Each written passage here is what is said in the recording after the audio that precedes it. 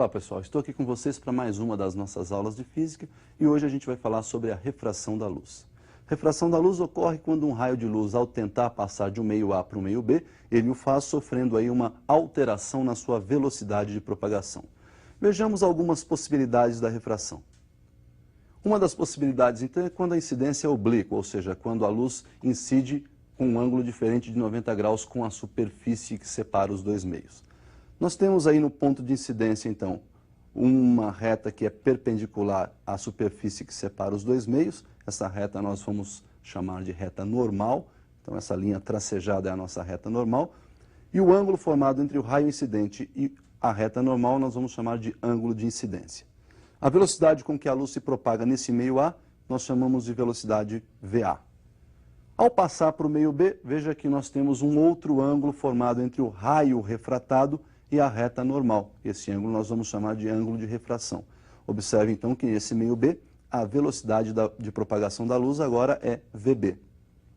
Observe que houve um desvio, né? Nós temos aí então, na passagem da luz do meio A para o meio B, um desvio. Esse desvio então é devido à alteração da velocidade. Por outro lado, se a incidência for normal, ou seja, perpendicular à superfície que separa os dois meios, nós não vamos observar esse desvio e, consequentemente, mesmo passando sem nenhum desvio do meio A para o meio B, nós vamos observar aí que se as velocidades são diferentes, ocorreu a refração da luz mesmo sem o desvio.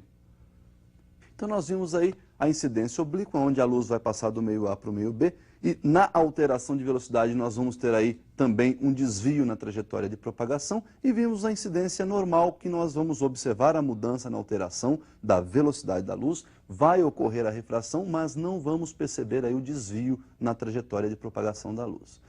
Vamos observar então as leis que regem a refração da luz. Percebam aí então que nós temos um raio incidente, que se propaga no meio A com velocidade VA, e forma com a reta normal um ângulo de incidência I.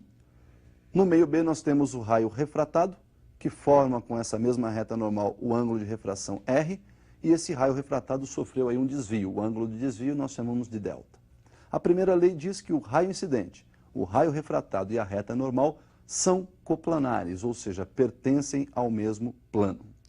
Já a segunda lei, a lei de Snell-Descartes, diz que se nós multiplicarmos o seno do ângulo de incidência pelo índice de refração do meio no qual está ocorrendo a incidência, que é o meio A, portanto, seno do ângulo I multiplicado pelo índice de refração do meio A, igual ao seno do ângulo de refração multiplicado pelo índice de refração do meio B. Bom, o que vem a ser esse NA e esse NB? Esse aí é o nosso índice de refração absoluto do meio. É esse índice que determina com que velocidade a luz se propaga nesse meio. Então nós vamos observar a definição desse índice de refração. Olhe na tela o que é o índice de refração absoluto. O índice de refração, então, é a relação entre a velocidade de propagação da luz no vácuo, que nós vamos representar pela letra C, e a velocidade de propagação da luz no meio estudado, que nós vamos chamar de V, ou meio considerado. Percebam que, por ser uma relação entre velocidades, o nosso índice de refração absoluto é adimensional. No vácuo, então, seu valor é igual a 1, e no ar, a velocidade de propagação da luz no ar, por ser aproximadamente igual à velocidade de propagação da luz no vácuo, nós vamos ter um índice no ar, então, aproximadamente igual a 1. Então, nós podemos observar que quando um raio, ao passar de um meio A para o meio B, ele forma com a reta normal um ângulo de incidência I, e este ângulo pode ser alterado. Conforme nós vamos aumentando este ângulo de incidência, o ângulo de refração também aumenta, e nós vamos chegar no momento em que ocorre o limite de incidência ou o limite de refração. Observe então a definição do chamado ângulo limite. Nós temos aí, então, o chamado ângulo limite. Perceba então que nós temos um raio passando do meio A para o meio B, e conforme eu aumento o ângulo de incidência, também aumenta o ângulo de refração. Pela lei de Snell, nós podemos observar que a relação de seno de I multiplicado pelo índice de refração do meio A igual ao seno de R multiplicado pelo índice de refração do meio B, uma vez que a incidência ocorre no meio A e a refração ocorre no meio B. Podemos observar ainda que o ângulo é maior naquele meio que tem menor índice, ou seja, a relação ângulo e índice de refração são inversamente proporcionais, ou seja, maior ângulo, menor índice. Então veja o seguinte, quando nós pegamos este ângulo de incidência e começamos a aumentá-lo, né, a refração também vai aumentando, até que o nosso ângulo de incidência, por exemplo, atinja aí 90 graus, até que o nosso raio incidente seja praticamente paralelo à superfície que separa os dois meios. Quando isso acontece, nós atingimos o limite. Nesse caso, o ângulo limite é o chamado ângulo de refração, que nós vamos adotar aí como sendo L, L de limite. Então, o nosso ângulo R passou a ser L. Como a incidência chegou a 90, temos que seno de 90 multiplicado por NA igual ao seno de L multiplicado por NB. Seno de 90 é igual a 1, temos que 1 vezes NA é igual seno de L vezes NB. Dividindo os dois lados da igualdade por NB, nós temos então que o seno de L é igual a NA sobre NB, onde NA é o menor índice de refração absoluto, NB é o maior índice. Então, para melhor guardar essa equação, o seno do ângulo limite é sempre o menor índice de refração dividido pelo maior índice de refração. Bom, pessoal, uma aplicação muito importante dessa refração acontece lá nas lentes esféricas. Então, nós vamos visualizar aí os tipos de lentes para que a gente possa fazer um estudo, né, do comportamento da luz atravessando uma lente esférica. Nós temos aí 6 tipos de lentes que nós dividimos em 2 grupos. O primeiro grupo nós temos as lentes que têm os bordos ou as extremidades finas. Então, são chamadas aí de lentes de bordos finos. A primeira lente tem 2 faces convexas, portanto é chamada biconvexa. A segunda lente tem uma face plana e a outra convexa, por isso é chamada plano-convexa. E a terceira lente tem uma face côncava e a outra convexa, por isso é chamada então côncavo-convexa. Já o segundo grupo nós temos aí as lentes de bordos grossos ou bordos espessos, né? As extremidades são grossas. Essa primeira lente, 2 faces côncavas, por isso ela é chamada bicôncava. A segunda lente nós temos uma face côncava e a outra plana, por isso plano-côncava. E a terceira lente, a face convexa e uma face côncava, daí então o nome convexo-côncava. E essas lentes elas podem se comportar como divergentes ou convergentes. Vejamos então qual é a relação entre a lente convergente e a lente divergente. Vamos diferenciar esses 2 tipos de lentes. Então nós podemos observar que as lentes esféricas elas podem ser chamadas de delgadas convergentes ou delgadas divergentes. Delgada é quando a sua espessura é muito menor do que os raios de curvatura das faces esféricas. Muito bem, a delgada convergente. Então nós temos aí o eixo principal, que é esse eixo que liga aí o centro óptico da lente com os pontos focais e com os pontos antiprincipais. Então o A, ponto antiprincipal objeto, F é o ponto focal objeto, é o foco objeto, F' é o foco imagem e o A' é o antiprincipal imagem. E o centro óptico nós vamos chamar de O.